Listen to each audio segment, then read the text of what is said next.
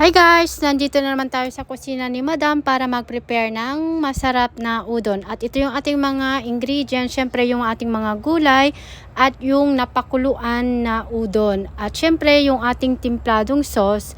At meron din tayong sibuyas, bawang at yung ating pinaka-main na sahog. At umpisahan na nating magisa ng sibuyas at saka bawang. Bali, igisa lang natin ito hanggang sa maging golden brown.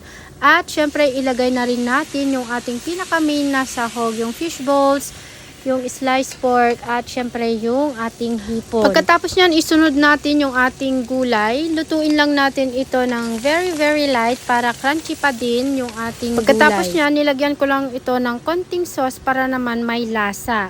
Pagkatapos nyan, haluin natin at saka naman natin ilagay yung ating udon. Bali itong udon kasi frozen kaya pinakuluan ko muna. Tapos ilagay na natin yung ating timpladong sauce. Yung sauce na aking ginawa, simple lang naman. Yan po ay light soy sauce, konting dark soy sauce at saka brown sugar.